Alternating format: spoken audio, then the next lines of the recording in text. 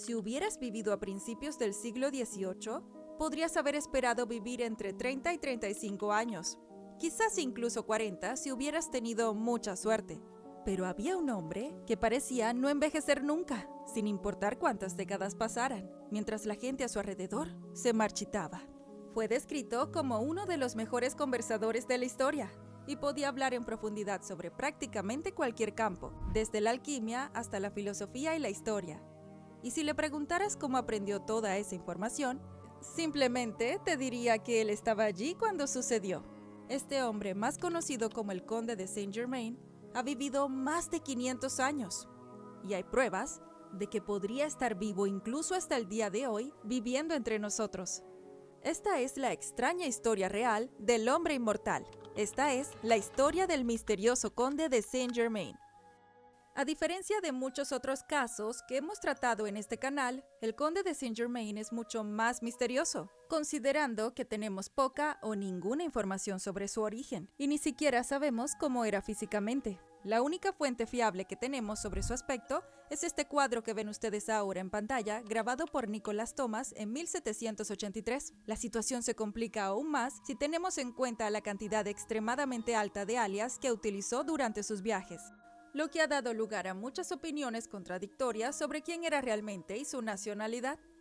Lo único en lo que la gente coincide es en que debió de haber recibido una buena educación, considerando lo culto que era y el periodo histórico en cuestión. Lo más probable es que perteneciera a algún tipo de nobleza, razón por la cual recibió una buena educación en primer lugar. En 1886, Phineas Taylor Barnum escribió sobre Saint-Germain que la nobleza francesa declaró que Saint-Germain era un judío alsaciano llamado Simon Wolf y que había nacido en Estrasburgo hacia finales del siglo XVII o principios del siglo XVIII. Otros insisten en que era un jesuita español llamado Amar y otros incluso sugieren que su verdadero título era el del Marqués de Bedmer y que era originario de Portugal. Otras teorías incluyen una que afirma que Saint-Germain era hijo de Francisco II Rákóczi, el príncipe de Transilvania. Pero hoy en día todavía no hay respuesta clara sobre su procedencia. Simplemente apareció un día y conquistó el mundo entero. El primer lugar donde podemos apreciar su influencia es en la alta sociedad europea. De 1737 a 1742, pasó cerca de 5 años en la corte del Shah de Persia, donde aprendió el oficio de joyero, entre otras habilidades. Una vez que regresó a Europa en 1742, entretenía a la realeza y a los ricos con su vasto conocimiento de ciencia e historia, su habilidad musical, su encanto natural y su agudeza mental. Cuando hablaba con personas de diferentes etnias, podía cambiar de idioma sin esfuerzo y hablaba con fluidez francés, alemán, holandés, español, portugués, ruso e inglés. Y además conocía el mandarín, el latín, el árabe e incluso el griego antiguo, así como el sánscrito. Eso fue antes de Duolingo. Eso lo dice todo. Esta capacidad de aprender todo lo que jamás había existido convirtió al conde de Saint-Germain en tema de gran debate. Las conversaciones sobre él aumentaron aún más cuando muchos nobles comenzaron a escribir sobre las interesantes experiencias que habían tenido con el conde, como la que escribió la condesa Bongiorgi en 1760. En París ese año, la condesa Bongiorgi oyó hablar de un conde de Saint-Germain. Había llegado a una velada en casa de Madame de Pompadour, amante del rey Luis XV de Francia. La anciana condesa sentía mucha curiosidad, pues había conocido a un conde de Saint-Germain en Venecia en 1710. Estaba deseando ver si era la misma persona. Al volver a encontrarse con el conde, se sorprendió al ver que no parecía haber envejecido y le preguntó si era a su padre a quien él conocía en Venecia. «No, señora», respondió él, «pero yo mismo vivía en Venecia a finales del siglo pasado y principios de este. Tuve el honor de presentarle mis respetos en aquel entonces». «Perdóneme, pero eso es imposible», dijo la condesa perpleja. «El conde de Saint-Germain que yo conocí en aquellos días tenía al menos 45 años, y usted, como mucho, tiene esa edad ahora». «Señora, soy muy viejo», dijo con una sonrisa cómplice. «Pero entonces, usted debe tener casi 100 años», dijo la condesa, asombrada. «Eso no es imposible», le dijo el conde con naturalidad. Luego, continuó convenciendo a la condesa de que él era, en efecto, el mismo hombre que ella conocía, detallando sus encuentros anteriores y la vida en Venecia 50 años antes. Para que se hagan una idea de lo increíblemente erudito que era el conde de Saint-Germain, aquí tienen una lista de la mayoría de sus habilidades conocidas. Podía tocar el violín como un virtuoso, era un alquimista de renombre y era un pintor consumado. Donde quiera que viajaba, instalaba un elaborado laboratorio, presumiblemente para su trabajo de alquimia. Parecía ser un hombre de gran riqueza, pero no se le conocía ninguna cuenta bancaria. Si se debió a su capacidad para transmutar metales comunes en oro, nunca realizó la hazaña ante observadores. Había perfeccionado una técnica para pintar joyas, afirmó ser capaz de fusionar varios diamantes pequeños en uno grande y también dijo que podía hacer crecer perlas de tamaños increíbles y mucho más. Incluso al margen de estos logros, el conde ha mantenido contacto con personas de toda Europa. Se le ha relacionado con varias sociedades secretas, entre ellas los Rosacruces, los masones, la Sociedad de Hermanos Asiáticos, los Caballeros de la Luz, los Illuminati y la Orden de los Templarios. Voltaire, un hombre de ciencia y razón respetado, apodó al conde como el Hombre Maravilla, describiéndolo como un hombre que nunca muere y que lo sabe todo. Giacomo Casanova describe en sus memorias varios encuentros con el célebre y erudito impostor. Sobre su primer encuentro en París en 1757, él escribió: «La comida más disfrutable que tuve fue con Madame du Robert-Georgi, quien vino con el famoso aventurero conocido con el nombre del conde de Saint-Germain. Este individuo, en vez de comer, hablaba desde el comienzo del almuerzo hasta el final, y yo seguí su ejemplo, porque no comí, pero escuché lo que dijo con la mayor atención». Puede decirse con seguridad que como conversador era inigualable. Saint-Germain se hacía pasar por un prodigio y siempre buscaba suscitar admiración, lo cual a menudo conseguía. Era un erudito, lingüista, músico y químico, apuesto y un perfecto conquistador de mujeres. Sí, eso fue dicho por el mismísimo Casanova. Y no eran solo los nobles quienes se fijaban en aquel hombre. Uno de sus trabajos más conocidos fue el de diplomático de confianza del rey Luis XV de Francia. Como puede verse a mediados de la década de 1750, Francia se había convertido en un importante contendiente en las complejas luchas políticas europeas, incluida la Guerra de los 7 Años, en la que Francia se enfrentó a Gran Bretaña y Prusia. Durante este tiempo, Saint-Germain supuestamente desempeñó un papel secreto en negociaciones diplomáticas en nombre del rey. Algunos relatos históricos sugieren que Luis XV empleó a Saint-Germain como intermediario en conversaciones secretas de paz con Gran Bretaña, eludiendo los canales diplomáticos tradicionales e incluso al ministro de Asuntos Exteriores francés. Su capacidad para desenvolverse en los matices de las relaciones internacionales fue, según se dice, apreciada por Luis XV, quien valoraba la discreción y el enfoque poco convencional de Saint-Germain. Sin embargo, la participación de Saint-Germain en la diplomacia no estuvo exenta de polémica. Según se informa, el ministro de Asuntos Exteriores francés, Étienne François, duc de Choiseul, veía a Saint-Germain con recelo, especialmente por su carácter reservado y su estrecha relación con el rey. Esta desconfianza provocó finalmente tensiones entre Saint-Germain y el duque de Choiseul, especialmente porque Choiseul era una figura poderosa en el gobierno francés. Se dice que Choiseul trabajó para socavar la influencia de Saint-Germain en la corte, lo que llevó a su eventual caída en desgracia. A principios de la década de 1760, a medida que cambiaban las corrientes políticas y crecía la influencia de Choiseul, la posición de Saint-Germain en la corte francesa comenzó a debilitarse. Finalmente abandonó Francia, aunque su reputación como figura misteriosa de gran intelecto y posible inmortalidad perduró. Desde allí se dirigió al Thun a Schleswig, donde hizo amistad con el príncipe Carlos de Hesse-Kassel. Pero antes de entrar en esa parte de su vida, es interesante saber que tuvo otras 2 interacciones importantes con Francia. Primero, en 1774, regresó a Francia cuando Luis XVI y María Antonieta ocupaban el trono y supuestamente les advirtió de la revolución que llegaría 15 años después. Un par de décadas después, tras la toma de la Bastilla en la Revolución Francesa de 1789, la condesa de Ademán dijo haber mantenido una larga conversación con el conde de Saint-Germain. Supuestamente le habló del futuro inmediato de Francia como si supiera lo que iba a ocurrir. En 1821 escribió: «He vuelto a ver a Saint-Germain, cada vez con mayor asombro. Lo vi cuando asesinaron a la reina Antonieta el 18 de Brumario.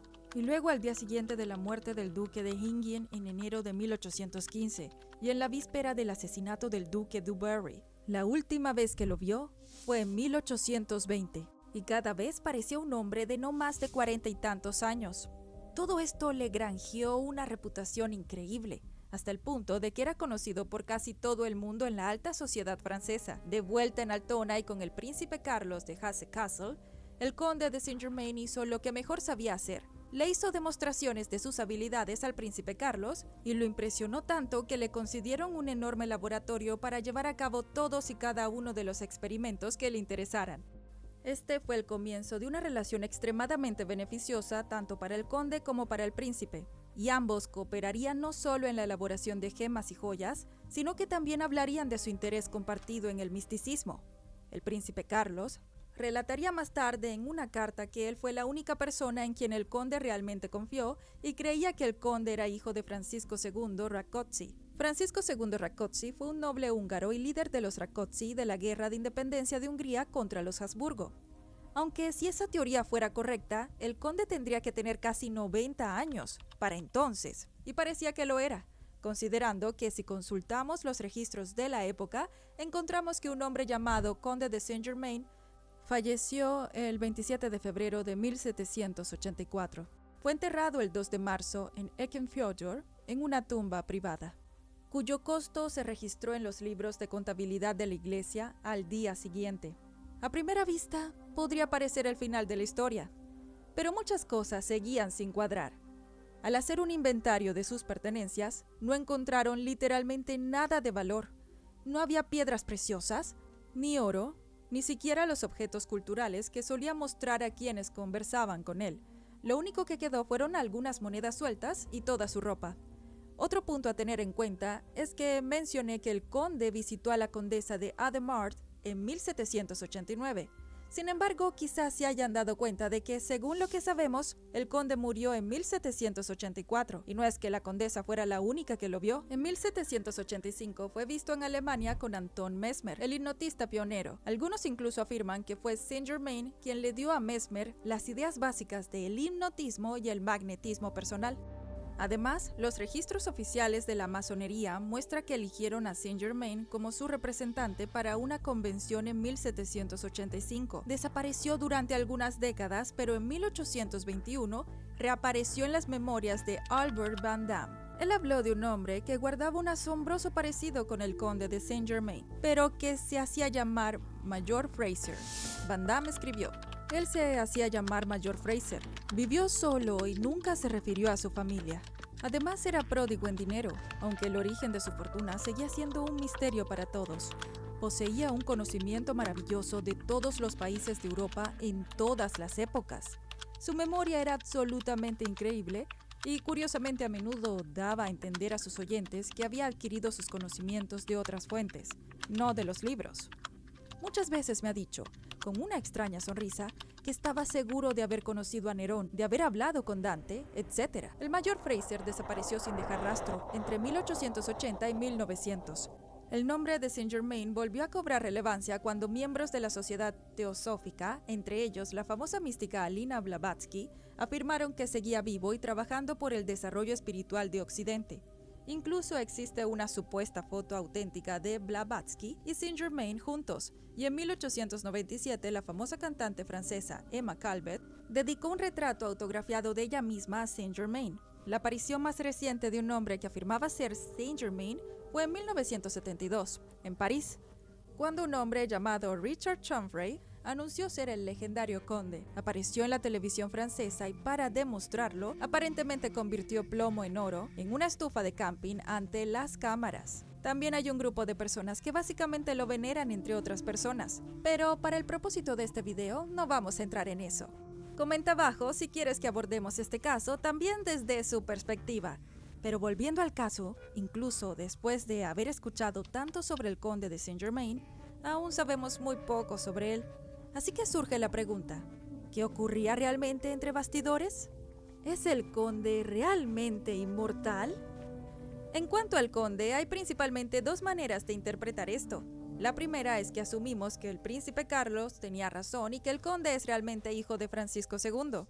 En ese caso, sus afirmaciones de haber vivido más de 500 años son completamente falsas, y todo se debió a una imagen que creó para favorecer a la élite de la época. Esto también significaría que si bien vivió mucho más que la esperanza de vida promedio, el conde finalmente falleció en 1784, y quienes afirmaron haberlo visto después, imaginaron el encuentro o se encontraron con un impostor que decía ser el conde. Sin embargo, existen numerosas pruebas de que el conde podría ser inmortal. Por ejemplo, en el ámbito de la alquimia, existe el mito de la piedra filosofal. Si se lograba crear la piedra filosofal, se obtendría el poder de convertir el plomo en oro e incluso se podría crear una mezcla que lo haría inmortal. Considerando la destreza del conde en la alquimia, capaz de crear mezclas para diversos propósitos, desde mantener a la gente joven hasta tintes para ropa e incluso joyas. Si la piedra filosofal existe, es muy probable que el conde la haya encontrado. Además, muchas de sus afirmaciones, como su capacidad para fabricar oro, encajan perfectamente con la definición de la piedra filosofal, lo que ha llevado a que esta teoría sea la más aceptada entre quienes creen que el conde era realmente inmortal. Sin embargo, otros creen que el conde no encontró la piedra filosofal él mismo, sino que descubrió los secretos de los viajes en el tiempo y la obtuvo del futuro. O que en realidad era mortal, pero que viajó en el tiempo para dar la impresión de ser inmortal. La razón por la que esta teoría funciona tan bien se reduce a dos puntos principales. En primer lugar, los conocimientos avanzados de Saint-Germain eran completamente inapropiados para su época. Era conocido por su profundo conocimiento de la ciencia, la tecnología y la filosofía, y a menudo abordaba temas vanguardistas o muy adelantados a su época. Sus supuestos experimentos alquímicos, especialmente su supuesta capacidad para transformar metales básicos en oro, y su búsqueda de la vida eterna, también contribuyeron a la idea de que poseía conocimientos que trascendían con creces los límites de la ciencia del siglo XVIII. Además, la asombrosa capacidad del conde para predecir eventos futuros ha alimentado la teoría del viaje en el tiempo. Muchos han afirmado que hizo predicciones precisas sobre convulsiones políticas y sociales como la Revolución Francesa que ocurrió después de su muerte.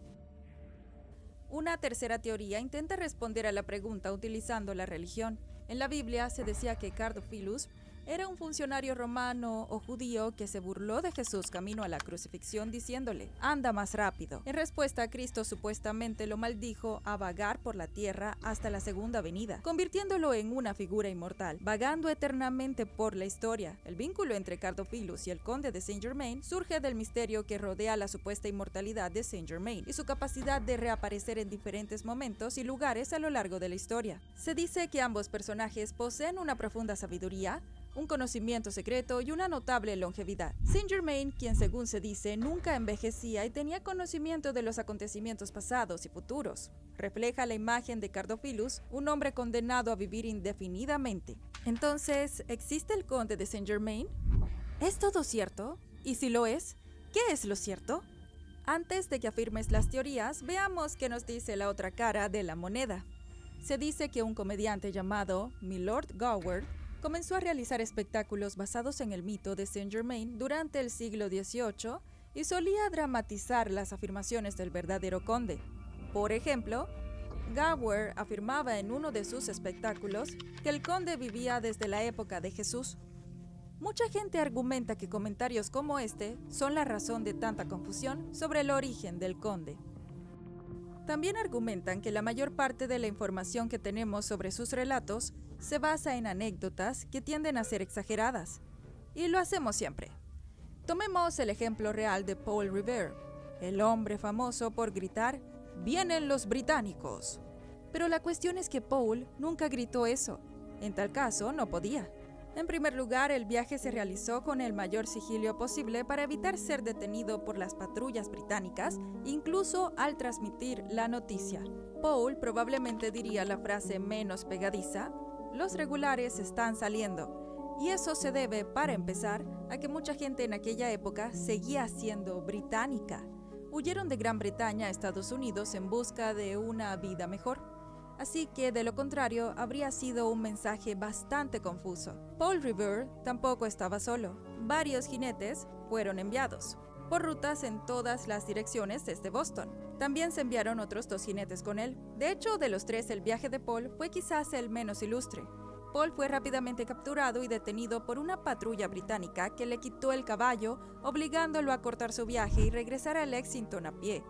Los demás continuaron sin él. Sin el poema patriótico de Henry Wadsworth Longfellow, es posible que hoy no recordáramos su nombre. Así que se puede ver como una pequeña broma o un pequeño poema, lo que puede cambiar drásticamente el curso de la historia y crear algo trascendental como el misterioso caso del Conde de Saint-Germain. Los críticos también argumentan que ideas como el viaje en el tiempo y la piedra filosofal siguen siendo extremadamente idealistas hoy en día, lo que significa que la posibilidad de que alguien las descubra y las utilice con tanto éxito es casi imposible.